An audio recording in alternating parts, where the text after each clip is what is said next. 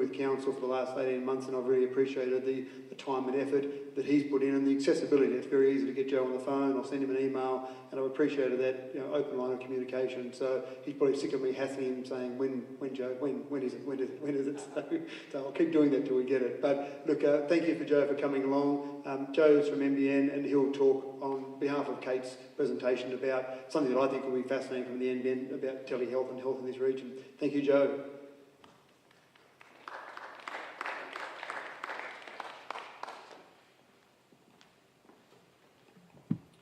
So we are getting towards the pointy end of the conference. Please imagine me with long brown hair, a PhD in optical telecommunications, a former life as a Deputy Chief of Staff to Stephen Conroy, an Executive Director at the University of Melbourne, and a whole host of other achievements. Kate is a very, very well credentialed health expert, but in place of her today, I'm going to talk on the impact the NBN will have on health for rural and regional Australia.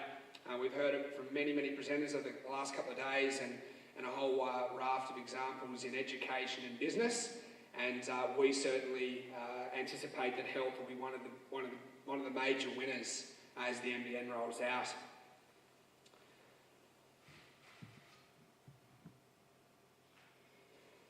So we've established well and surely now that the NBN is going to be connected to every single premise in Australia. Obviously, Dubbo's on the pointy end of that rollout. The NBN is going to be delivered through fibre, fixed wireless and satellite, as I said, to every single premise. And it's that uniformity of service that was touched on last night by Terry Percival that is arguably going to be the most important part of the impact it will play in health. At the moment, we are limited always by the lowest common denominator. So even though a town may be ADSL, there may be some HFC, there may be some fibre into the local hospital, unless there is equity at the same bandwidth on the other end, very, very difficult for the hospital to fully utilise its fibre, or a doctor's surgery to fully utilise video conferencing. So in my opinion, it's that uniformity of speed that comes once these three technologies are delivered. Just to lead into the impact that the NBN is going to have in health, if my slide switches over, I'd like to start by drawing an analogy with the electricity network and the fact that the electricity network installed in 1900, many people scratched their heads about what on earth they were going to do with electricity. We really had no use for it. But today we really view electricity as just a uniform social service at a benchmark level. It's one of the first things connected to a new home. I tend to think that the NBN really, we're coming to view broadband internet as a social service. It's not a luxury. It's not the rich family down the road with pay TV. Internet has really become so intertwined in our lives. It's been demonstrated over the last 2 days. But going back to my analogy with electricity, in the early 1900s when it was rolled out, really the only thing we did with electricity or we had use for was light. We had no electric kettles, there were no fridges, there were no washing machines. There certainly weren't any hair crimpers that became popular in the 1980s. So in the early days, really the only thing we had use for in electricity was light. Fast forward to today, and the absolute proliferation of devices that we plug into our PowerPoints, I tend to think there will be a proliferation of health devices that connect to the NBN or faster broadband networks, and I'll go on to discuss some of those. So one way, just going back to this analogy on electricity, we view it, when we go to Harvey Norman and we talk about buying a fridge or a washing machine or a new smart TV or another computer for the kids to do their homework, we don't discuss with the salesperson at Harvey Norman about whether or not we're going to have enough electricity to run that particular device. And my opening statements were that in Australia, particularly in regional Australia, we're hamstrung on service delivery by the lowest common denominator. So that may be someone on satellite internet, still on dial-up speeds. It may be someone on a contextually quick ADSL2+. When we talk about plugging electricity devices in, they just work. They just function. We don't decide to have to switch off the fridge in order to turn the washing machine on. And I think if we can draw the analogy over to health devices that are going to plug into an NBN or a faster broadband network in the very near future, the types of things that we're going to be doing over that network, bandwidth will become almost irrelevant, and it'll just be how clever the devices are that we plug in. And 100 years ago, when the first electric washing machine came to Australia in the early 1920s, we'll look back in 100 years and think how quaint that they used to talk to their doctors over Skype.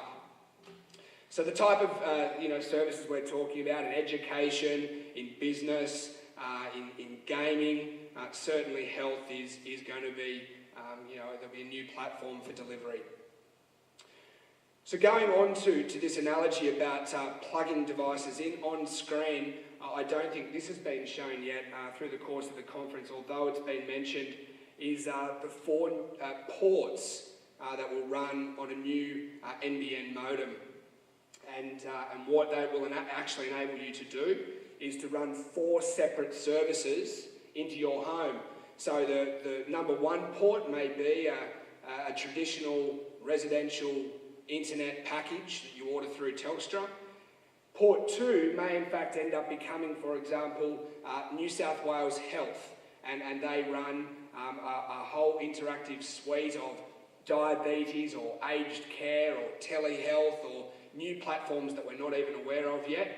And likewise with Port 3 and Port 4, we may have aged care devices hang off a Wi-Fi router in Port 3. My point being, going back to my analogy on the electricity, is the types of devices that we plug in. We will no longer just use the internet from a meat and 2 veg perspective of simple interaction. There's going to be a whole suite of different things that hang off the NBN modem. So the changes it's well documented over the last few days about the manner in which our lives have changed by the internet. We're no longer travelling to the city to work. We work from home 1 day a week. We no longer go to the bank to do our banking. We do the banking from home. And likewise, absolutely with health. The models that are growing out of faster internet and what that is enabling is absolutely fascinating. And to think that a lot of these things really are ready to go now, but just rely on that uniform speed, that benchmark speed to actually deliver commercially across Australia. So I'll touch on now a few examples of the types of above-the-line health applications that are happening from a trial perspective around Australia, and then go into some more devices in the home that obviously are going to be absolutely groundbreaking for regional Australia.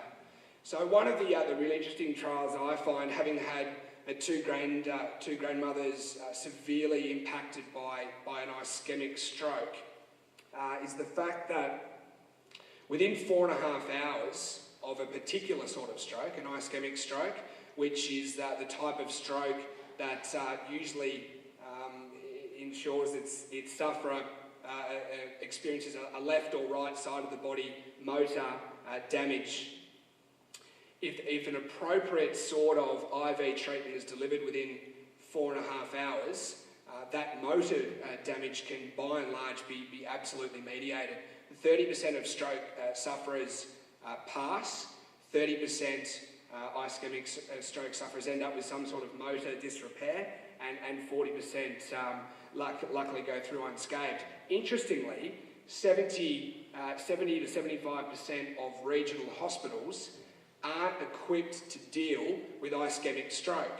So unless you're lucky enough to somehow get to Sydney or Melbourne within 4.5 hours, you are going to be statistically left much worse off. And the cost to the economy every year of stroke in Australia is $2 billion. through physio and OT and outpatients and all the rest. So if we have a system that's able to speak to Sydney and Melbourne, albeit relying on very fast internet, we can by and large mediate the effect of stroke. And wouldn't it be amazing to think in 10 years' time, when we have uniform speed across the country, that the impacts of stroke became something of the past. And I think for regional Australia, just in this one area of health, an example of what the future looks like. Another development on screen is a new platform called Anywhere Healthcare that's been facilitated by Medibank. Fundamentally, it allows GPs in real time in the surgery whilst you're with them, rather than referring you on to a specialist in psychiatry or dermatology and having to travel to a metro area. They go into an online portal of those specialists that are available, link in real time, and you can have that initial consultation with that particular specialist. What does that mean for country Australia? I think it's pretty apparent that cut down on travel times to Sydney and those ridiculous processes of having to go to a GP, get a referral, travel to Orange or to Sydney to access that specialist. So this is something that can be scaled very, very quickly across the whole suite of specialist services. So there's some above-the-line services. People are probably more interested in how they're going to access these types of things in their actual home. So I'll run through a couple of the trials, a couple of the examples that are going on in NBN-enabled areas. The District Nursing Society of Victoria are trialling the device you can see on the screen, which is geared at older Australians and just those day-to-day consultations, ensuring medications are taken appropriately, blood pressure, you can see the device on the left there. A really simple interface, screen pops up, one button, it's pressed on. It's really, really simple to use from an aged care perspective. It's cutting down on the cost of nurses having to travel between towns and villages and farms and homes, and ensures that those health clients have access to a database of nurses. Ericsson anticipate that by 2020 there'll be 50 billion devices in the world able to connect to the internet. A lot of those are going to be sensors. We've heard from agriculture sensors, traffic sensors, all the different examples that Terry gave earlier of things that will connect to the internet. The device on the screen is something being developed by the Uni of Melbourne. It measures knee degradation in osteoarthritis patients.